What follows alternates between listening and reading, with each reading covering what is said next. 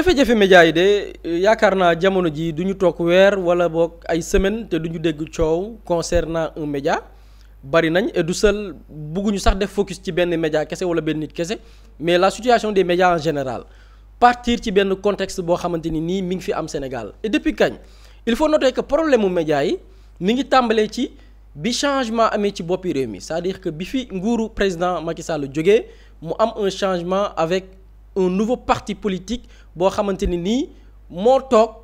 jël pouvoir bi ñu koy woowee la mouvance présidentielle bu waa PASTEF bi ñu jëlee nguur gi la problème yi tàmbali ndax ñoom ñoo créé problème yi wala ndax Macky Sall moom moo amoon ñenn ñi fa mu leen féetee woon ba tax ba mu fi jógee ñoo ñu am ay problème loolu la ñu fas yéene décortiquer ko taxaw d'abord sur la situation il faut savoir que ñi ngi demoon élection en mars 2024 donte am na benn événement bi ko jiitu daan ci dikk tout à l'heure mais il faut savoir que Macky Sall dafay jógee mars ou bien élection yi dafa jeex dañ ko amal mars avril ñu def li nga xam ne mooy passation de service président Diomaye toog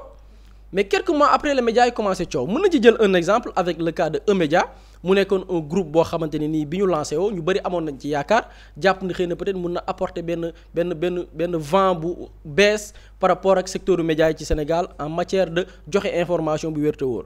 mais ñu gis ne média boobu bokk na ci ñi njëkk a yuuxu ñoo njëkk a yuuxu parce que boo xoolee ñi ngi def passation de service avril mai juin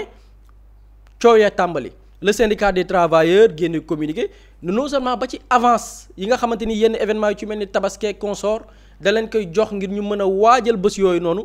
jotuñ ko noté aussi ay arriérés de salaire yoo xamante ni nii groupe ba du ko wàccoog ñoom te bu ñu xoolee groupe bi nag daf ñuy pousser waat ñu poser wu des questions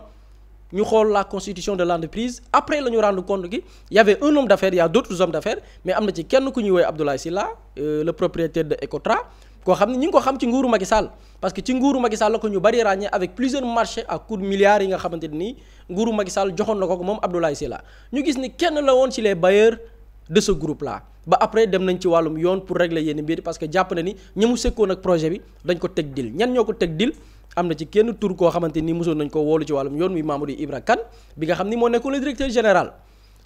même directeur général boobu on se rend compte après que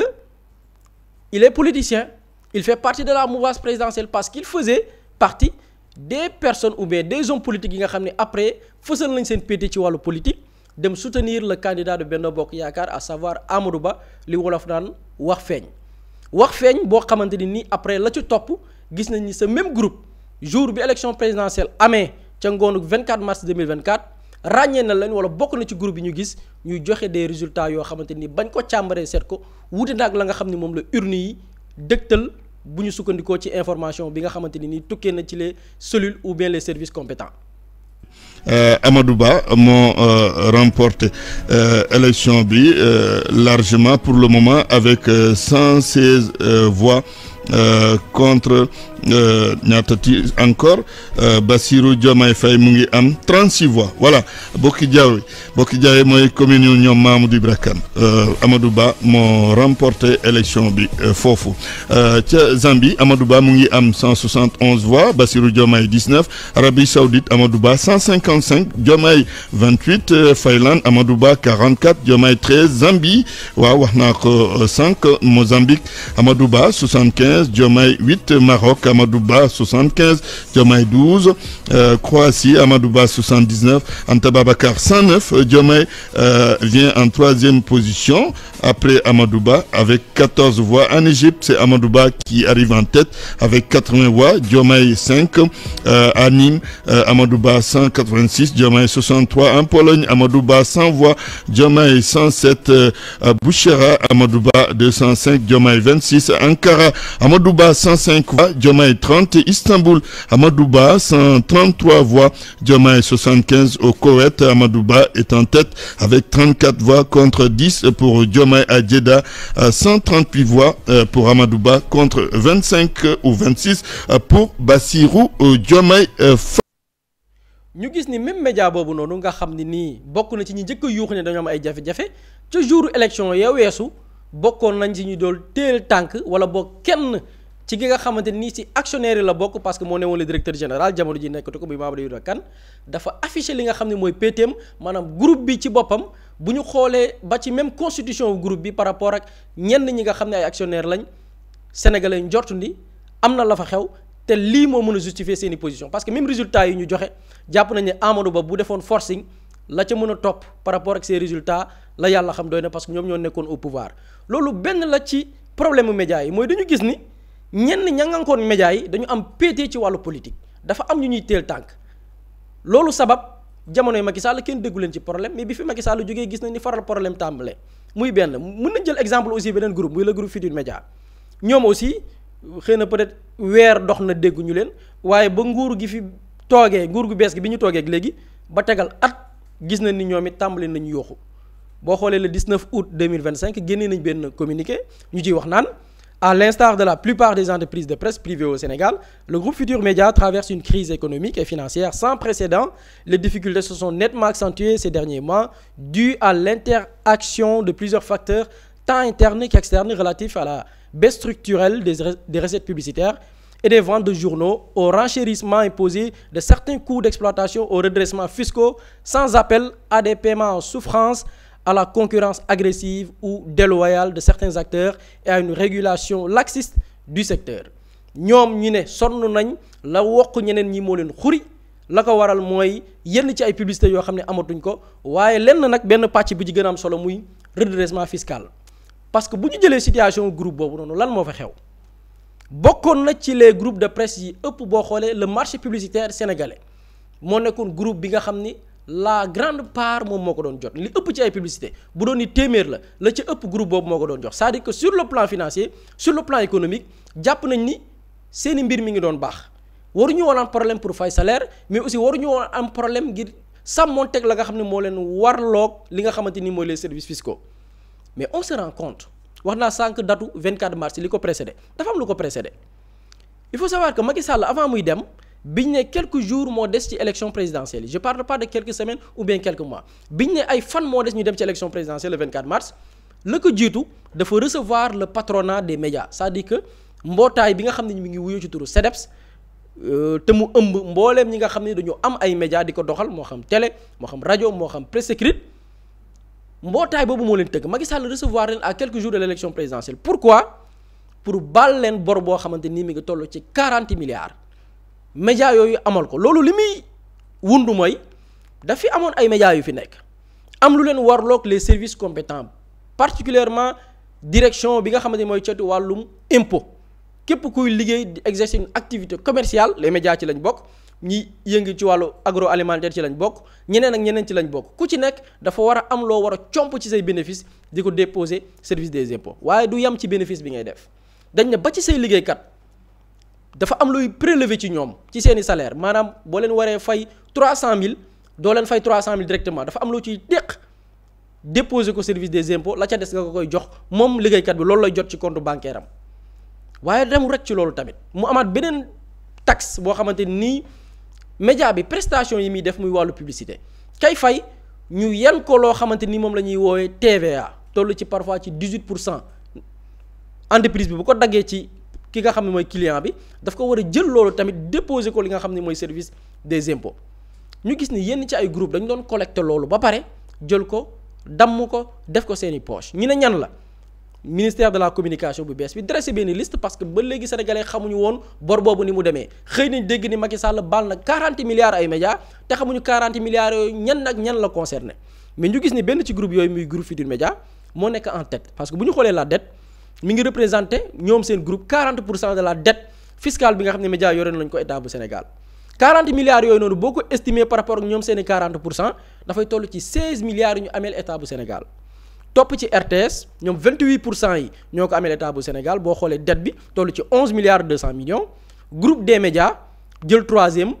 moom moo yor lu toll ci 11% de la dette boo ko xoolee ci wàllu chiffre mu représenté 4 milliards 400 millions mais des na yeneen médias yoo xam ne ñoom itam ameel nañ bor état bu Sénégal lii la Macky Sall décidé woon ni daf leen koy baal leen ko ci lan parce que le président actuel même Bassirou Diomaye Faye defoon na ci benn sortie ne même le président amul droit wu baal ñooñu bor boobu noonu parce que moomu ko sénégalais yi ko moom et même bu ñu xoolee entreprise yooyu noonu exemple bi ñu jël muy GFM le président de la République dafa ni même la direction des impôts ka jiite li média yooyu noonu def bu leen ci toppoon ci wàllum yoon ka jiite média ba bu ñu ko woowee déglu ko dañ koy placer automatiquement mandat de dépôt en attendant ñuy instruire dossier bi wala ñu àtte ko. Pourquoi? Parce que dañu jàpp ni ñii dañoo def lu ñuy woowee délinquance financière dañoo def lu ñuy woowee détournement de deniers publics et loolu dafa am kenn ci les patrons de presse wala sax mooy directeur général bi mais le patron en général wala boog le patron en personne c'est Youssou Ndour mais tabb na ay nit teg leen fa mais le directeur général à savoir son fils muy Birane Ndour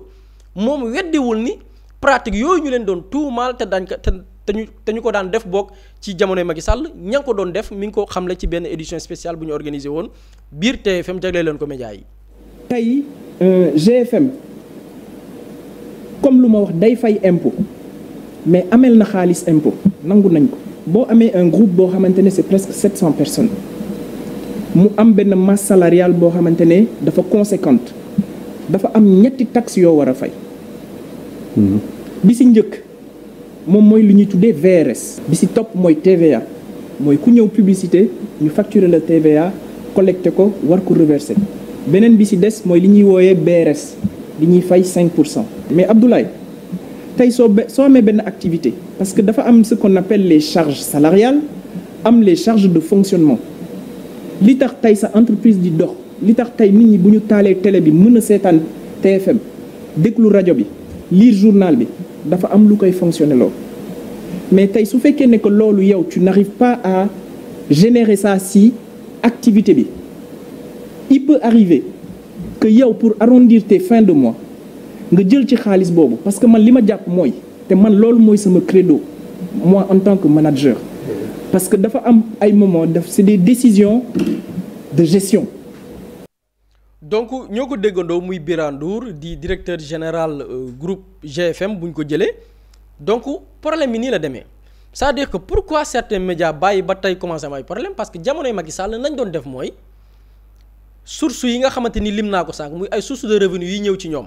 wala la ñuy génnee lañ ci war di teq di ko yóbbu service des impôts nee nañ dañ ko doon jël di ko dagg daawuñ ko verser daan ko combler yenn ci ay difficultés yi ñu doon am alors que bu ñu xoolee nag code général des impôts amul fenn fuñ ne entreprise bi mën naa jël loolu mu war a déposer sur les services compétents di ko dugal feneen loolu dañ koy wooyee détournement de deniers publics donc ñooñu tey bu ñu toogee ne problème dafa am et le régime en place moo leen ko teg loolu dañ koy bàyyi ak appréciation wu Sénégalais yi l'essentiel mooy bor la boo xam ne ameel nañ ko état bu Sénégal nguuru Macky Sall avant muy dem baal leen ko te tegu ko sax ci këyit daf leen ko diggoon ci làmmiñ président bi bees ñëw toog muy président Bassirou Diomaye Faye ne état waru ko baale parce que moomul alal ji sénégalais yi ko moom te dañoo war a fay te ñun sax nguur gi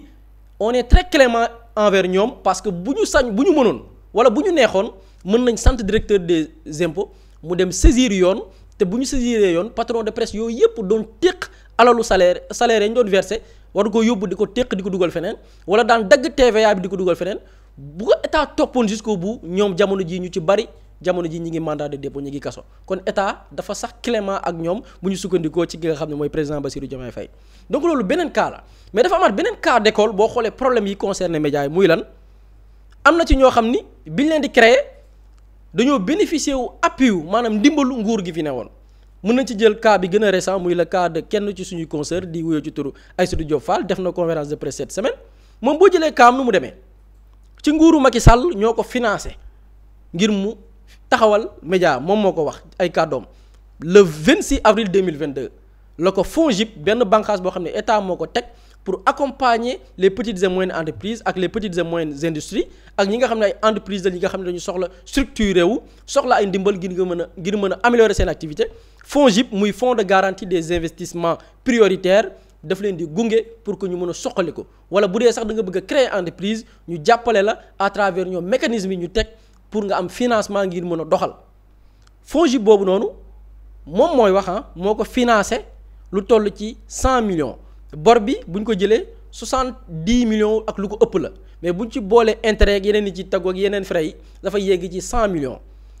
kañ lañ ko jox ou bien ban période yi nga xam ne ki ñuy woowee Thérèse Faye moo nekkoon FONGIP Thérèse Faye parce que ñi ko nommé woon le 4 novembre 2020 par la suite en 2023 lañ ko déjjate foofu noonu c'est-à-dire que 2022 bi ñuy jox Aïssatou Diop Fall fonds boobu noonu ngir mu taxawal son média y avait Thérèse Faye avec le FONGIP ñoo ko booleeg parce que FONGIP aussi baax na ñu def ci quelques leeral FONGIP boo xoolee dans ces montages financiers yi muy accompagner les PME ak PMI ak yeneen entreprises yi nga xam ni soxla nañu suqaliku dafay am des partenaires techniques dafay am des partenaires yoo xam ne sur le plan institutionnel lay nekk mais bànqaas yoo xam ne ci wàllu état lañ tënku wala des organismes internationaux wala mu lëkkaloog ñi nga xam ne c'est des partenaires financiers yoo xam ni c'est des banques privées léegi banque privée boobu noonu joteewul dara ak état wala li mu dëkk ak état mooy faciliter dox diggante état ak keneen ki nga xam ne dafa soxla investissement mais kay def investissement moom banque privée bi lay fay joteewul ak dara état li état di def mooy dafay garantie tey on prend l'exemple de FMI nañ jël FMI dans ses missions dafay offrir benn garantie état yi pour que état yi bépp bailleur bu ñu mën a dem ñu mën leen lebal boo jëlee FONGIP ak yenn investisseurs yi noonu la demee daf leen ni garantie bindal leen benn note ne man FONGIP gannaaw ba ma ceytoo sa projet jox naa la garantie que ni mën nga lever des fonds jaarale ko ci suñuy partenaire privé muy banques yi BNDE ci la bokk am na yeneen banque du BNDE kese donc ci loolu la Aïssatou Diop Fall gannaaw ba ko FONGIP garantie les sous Thérèse Faye ci lañ ko joxee lu toll ci 100 millions ak lu teg 100 millions yooyu nag mu war di ko fay et bu ñu dégloo ci ay kàddoom mi ngi ko doon fay mais naka la ko doon fayee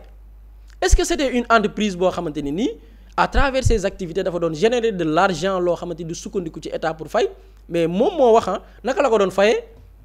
on écoute l'élément pour ne pas déformer ses propos ñëwaat sur le plateau. bii li fi nii ba entreprise commencé ba tey damay liggéey normalement di rembourser presque 1 million 700 1 million 600 et quelques yooyu jàppuma chiffre non mais presque à 1 million 700 ndax xam nga ay intérêt day dugg may fay normalement ndax ña fa nekkoon soxoruñu gis ngeen lii yëpp gis ngeen ko gis ngeen yii ay impôt la ay convention gis ngeen yëpp ay convention ak ay partenariat publicitaire may liggéey normalement di fay normalement mais entreprise yi nag Sénégal yëpp kañ lañu commencé am problème ba ñuy ñëwee mi ngi ne may liggéey normalement lii. bu ñu déggee soxna soosile di wuyu ci turu Aïssatou Diop Fall c'est-à-dire que loolu beneen cas d'école la ci ni nguuru Macky Sall daan doxalee yenn médias yi da ngay ñëw ne damaa bëgg a créer média ñu boole la ak FONGIP ne la demal ñu garantie la ñu jox la financement noo koy fayee du jugee ci sa poche de waaye moom état bi la jàppale ba nga jot financement moo lay booleeg yeneen service am yi nga xam ne ñoo nekk ci direction ak ministères yi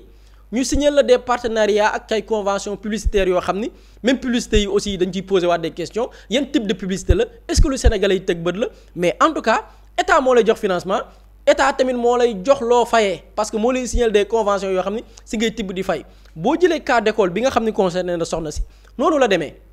maintenant nag nguur gu bees gi bi ñu ñëwee ñoom ils se sont dit mais convention yi état di signer ak ay médias ci lan la tegu ci lan la wékku ils ont remarqué ni convention yi ci bari turu convention la gis na ni médias yu bari signé nañ des conventions état di leen jox des millions même ni ñu créé seen entreprise bi sax état moo jël garantie leen ñu jox leen ay moyens mais ñu gis ni convention yooyu sax même sur le parce que convention institutionnelle mooy kër gi am na ay liggéeyam yi def soxla promotion kër gi am na lu muy def sur le plan de la des activités soxla la communication qu'il faut pour que sénégalais xam la muy liggéey pour que les sénégalais xam kër gii nii ces activités lu mu doon bu dee aussi dafa def des résultats mu am une campagne de com boo xam ne média bi da koy jàppale ak institution boobu noonu mais ñu gis ni plusieurs conventions yi nguuru Macky Sall daan signé ak des médias la plupart sax c'est des médias fantômes médias yoo xam ne boo xoolee en termes de chiffres ci wàllu données xam nga tey état buy signé ak ay médias dafay sukkandiku est-ce que média bi c'est un média suivi mais ñu gis ni médias yu bari yu ñu doon signer c'est des médias yoo xam ne du ñu def sax 1000 vues ay 100 vues la ñuy def ay 500 vues bu ñu defee performance sax bu ñu ko defee seeni chaîne ay 50 000 vues la mais c'est des médias yoo xamante ni sur le plan même des statistiques en termes de vues c'est des médias yoo xamante ni c'est des médias fantômes état bi ñëw ne mais lii il faut dire stop ñu arrêter les conventions ñu gis ni ñu ci bari ci lañ tàmbalee am problème parce que amuñu woon un modèle économique fi ñu yaakaare woon pour fay bor bi nga xam ne état moo leen ko garantir mooy lan état di ko jaarale maanaam joxe la ci buntu bi mbir mi di jaaraat ci fenêtre bi état bi ñëw ne stop il faut que ñu reféeraat les choses plutôt tegaat mbir yi ci yoon convention yi ñu koy signer avec des plans de com bien définis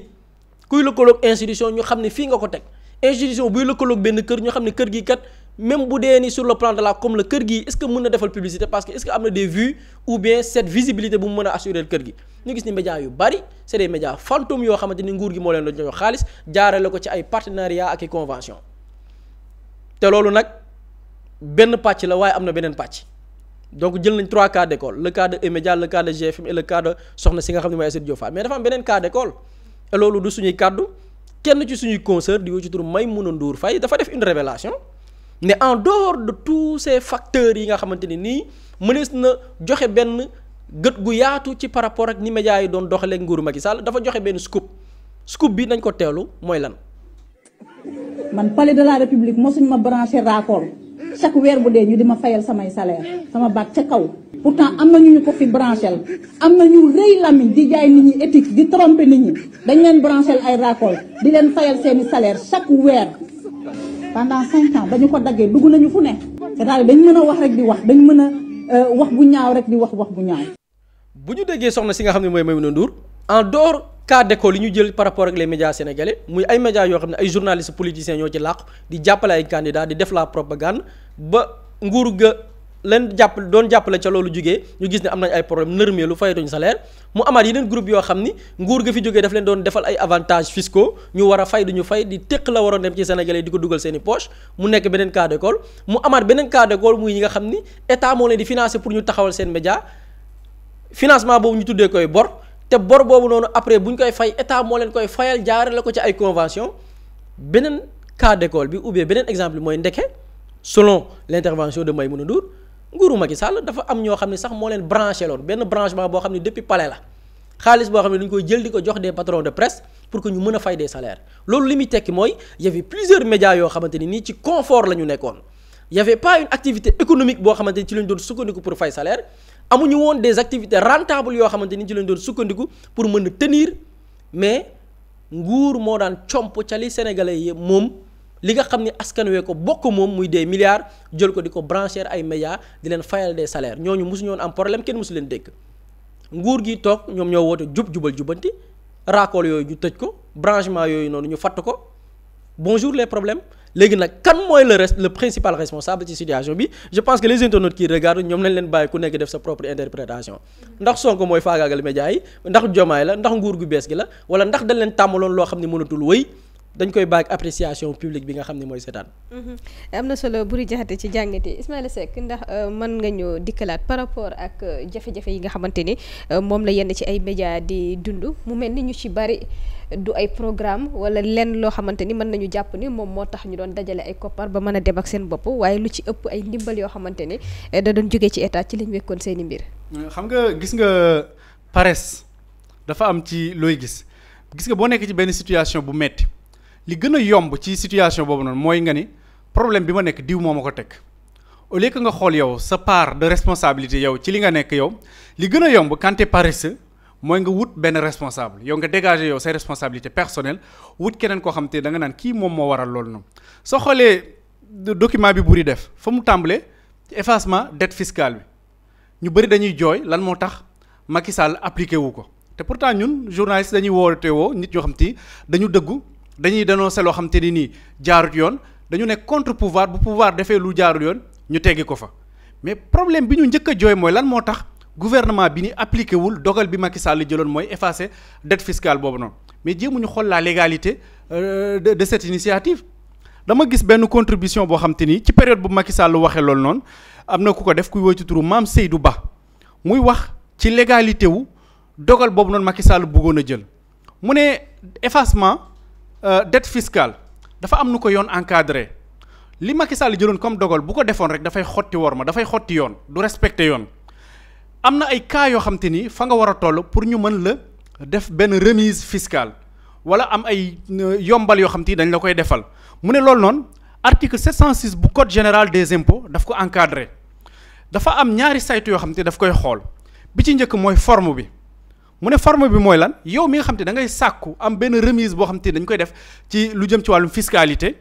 da ngay bind benn demande doo ko adresser le président de la république de parce que moom amul sañ-sañ boobu noonu kan nga koy adresser mooy ministre chargé des finances nga déposer ko ci chef du service des impôts compétent avec l'ensemble des justificatifs de la situation qui la motive autant pour moi loolu noonu mooy lan ci forme bi d'abord forme mooy da ngay am benn copie du titre exécutoire am benn preuve de l'effort fiscal mooy que ni yow jot nga def ay effort jot nga fay am justificatif de la situation économique ou financière difficile maam luy wane ni yow da nga nekk ci situation économique bu metti loolu mooy forme bi beneen pàcc bi mooy fond bi mooy lan mooy da ngay def benn demande de remise ou de modération de dette fiscale mu ne est instruite sous réserve d'un effort fiscal obligatoire fixé comme suit pour les entreprises morales dafa am ay effort fiscal yoo xam te da nga ko war a def ba pare te loolu noonu nii la demee mu ne pour une dette inférieure à 10 millions bu fekkee ne sa dette bi nga ameel état àggul ci 10 millions de francs CFA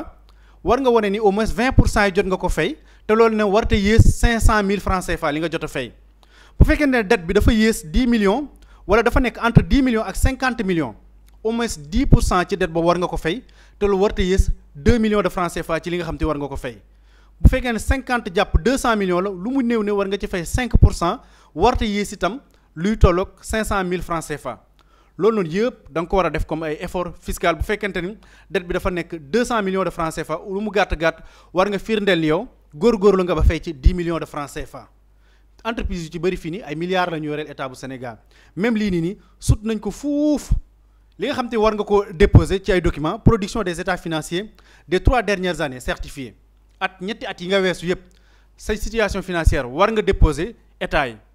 documents yoo xam te dafay prouver que ni yow da nga am ay difficultés financières ay relevés bancaires ay mise en demeure ay factures impayées et cetera te ba fi Macky Sall li di jóge entreprise de presse yu ci bëri jooy fi mu toll nii dégguñu woon ci ay salaires impayés dégguñu woon ci ñàkk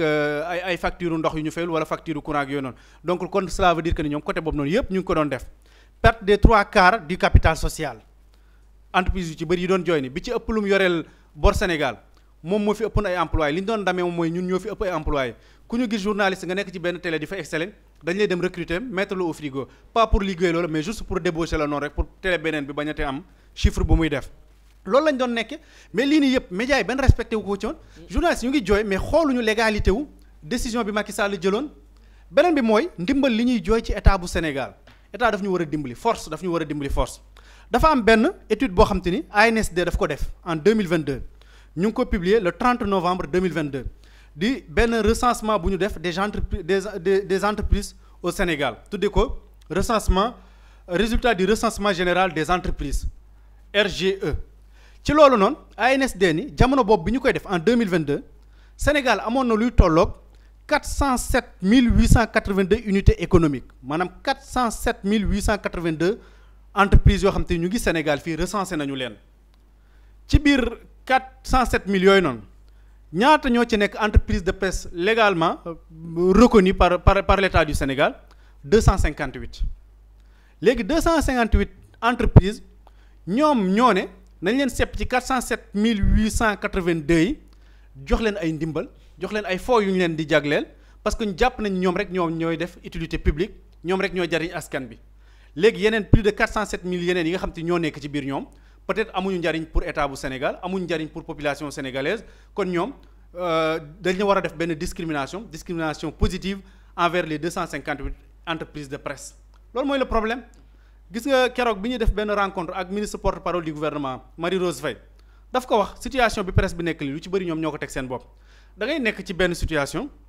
am ay charges yoo xam ne dañ la ko assurer de manière légale ou illégale mais yow en tant que bon manager li nga war a def mooy naka nga koy équilibrer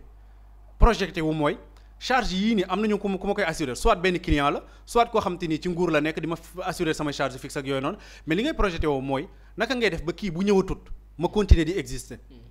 kenn projeté wul woon ci loolu noonu kenn jëmul woon a xalaat robinet yii soxna sa doon junj noonu bu ñu ko tëjee ñoom nan la ñuy continuer di def bay dund tey nii ñu ci bëri ñuy wax nii bu fekkente ay simple administrateur lañ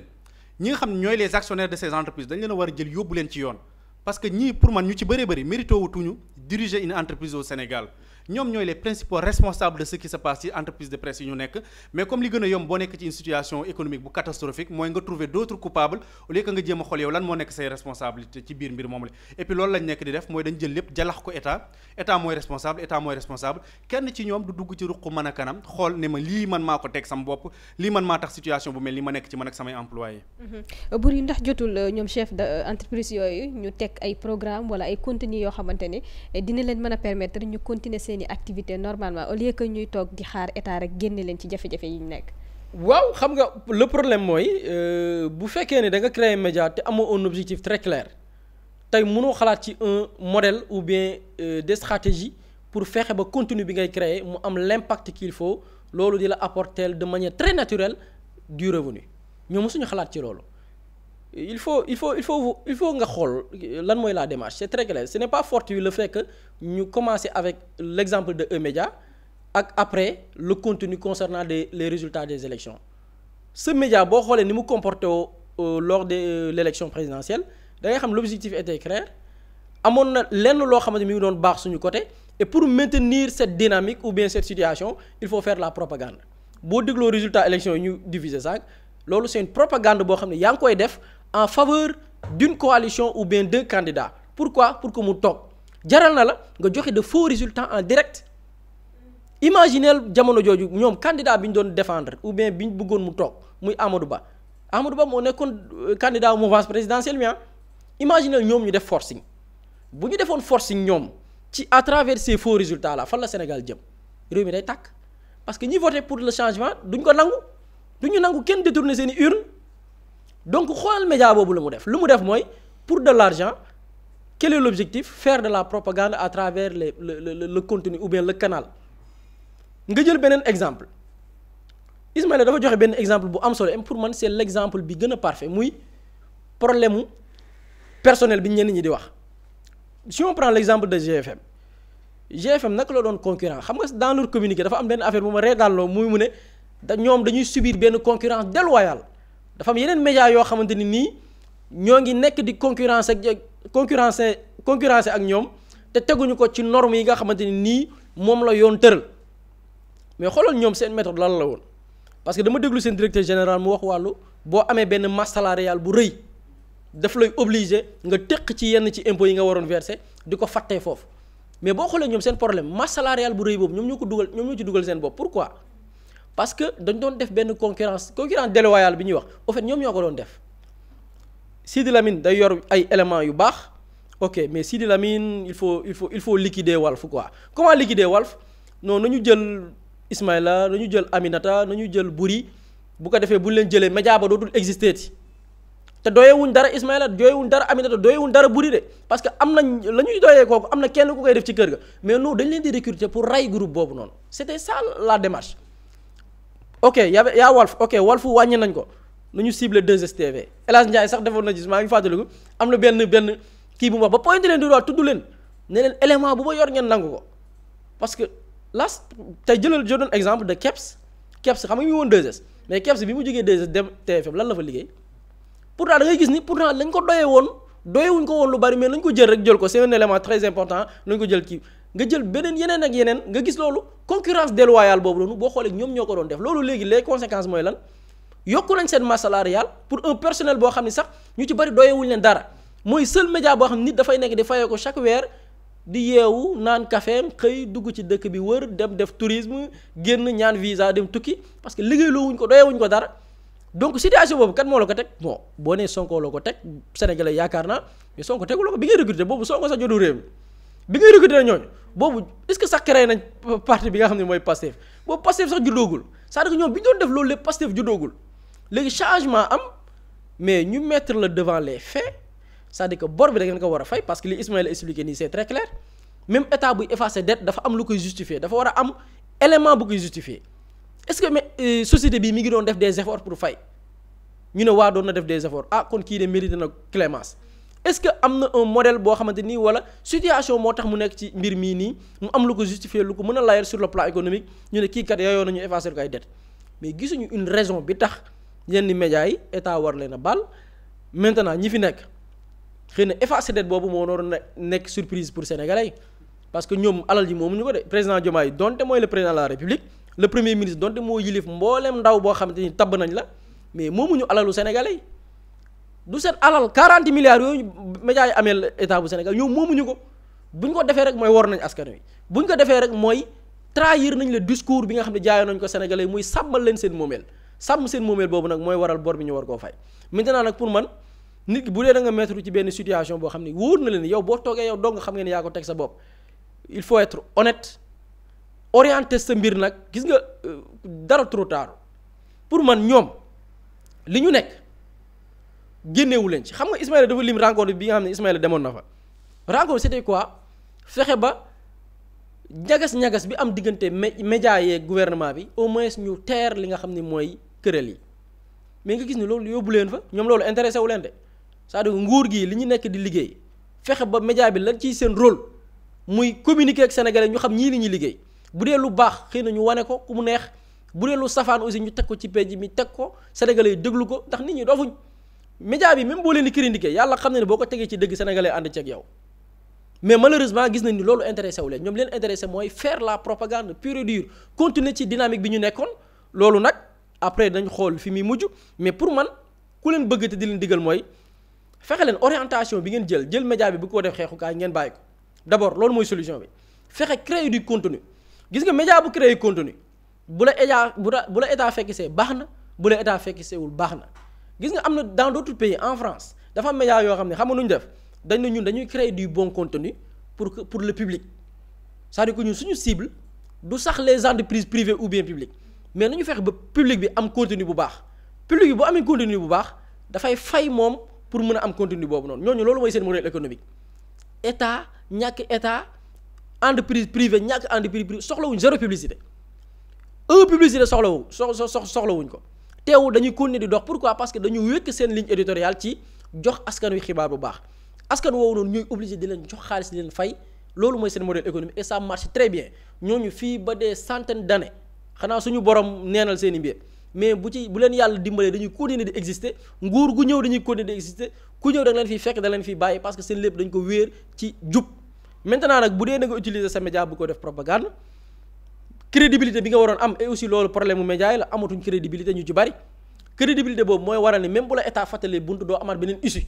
parce que beneen issue bi mooy lan recourir ci public bi tey ban public am na fi yenn média yoo xam ne ban public mooy jëm naan da leen di financer ban public nañu lever des fonds ñu xool ban public ban sénégalais mooy jël seen alal naa na koy dugal ci média yi duñ ko def parce que amatuñ cette crédibilité là donc ñoom actuellement seen démarche li ci njëkk mooy xoolaat leur contenu xoolaat leur ligne éditoriale def liggéey woo xamante nii du wax dara loo xam ne propagande la wala parce que am na des gens derrière yi lay pousser pour que nga mettre mal à l'aise ce gouvernement là pour man jub daal boo ko defee di nga ci mën a génn sans même gis nga état naturellement mbir yi dafay ñëw.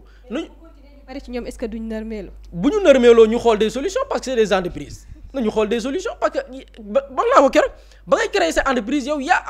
yaa kenn neexalu la yaa toog nourrir benn projet nee naa la projet bu njëkk ci xalaat lay jógee. yow yaay toog fu kenn newul nga am idée de projet moo jiitu après idée de projet nga jéem a xool noo ko matérialiser soit mën na nekk benn projet booy tëgg ci këyit présentation du projet les objectifs les besoins en financement fonds de roulement ñaata laay soxla des équipements lan laay soxla d'autres prestations yi nga xamante ni war naa ko am feneen lan laa ci soxla nga tënk ko ci këyit mu nekk lu formel loolu nga dem à travers des services compétents pour jox ko une nature juridique nga am statut am NINEA am registre de commerce état xam la nga dem inscrire ci ay services compétents moo xam service des impôts ay IPRES sàmmonteeg li nga xamante nii ay payoor la yoo war a def loolu c'est une démarche très personnelle loolu ba nga koy def loolu noonu ba nga koy def président yëgul premier ministre yëgul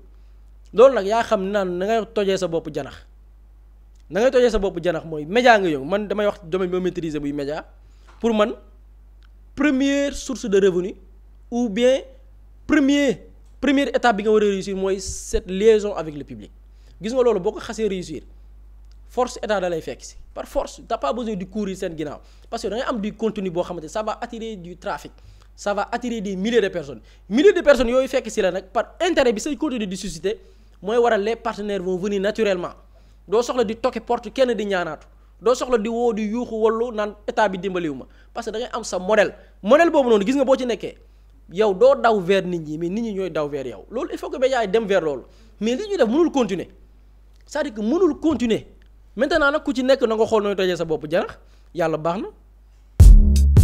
Mously Immo Sénégal moo leen di indil saafara ci jafe-jafe bu ngeen am ci wàllum immobilier yow mi bëgg a jënd kër yow mi bëgg a tabax wala nga jaay sa terrain jokkool ak waa Mously Immo ku am sa kër bëgg ku la ko terrassel wala nga am sa tool bëgg ku la ko lotisel defal la ko ay terrain Mously Immo Sénégal daf leen koy jàppandal gunge leen ci anam gu mucc ayib. ku am sa kër itam te nekkuloo ci biir réew mi bëgg ku la ko toppatool gérer la ko Mously Immo moo ci gën a gaaw gën ci wóor ku bëgg réfectionner tabax wala nga defar plan architecte mën nga jokkoo itam ak waa Mously Immo Sénégal mën ngeen leen a woo ci 77 887 25 13 77 887 25 13 Mouslay Immo indi saafara ngir jëndum kër tabax jaayum terrain terrasse yi ay tool wala lotissé ko defal leen ko ay terrain loolu lépp Mouslay Immo moo ci gën a gaaw man ngeen itam abonné ci seen chaîne YouTube Mouslay Immo Sénégal ngir am yeneeni xabaar yu gën a dëggu wala itam wàllum conseil ci wàllum immobilier fii ci biir réewum Sénégal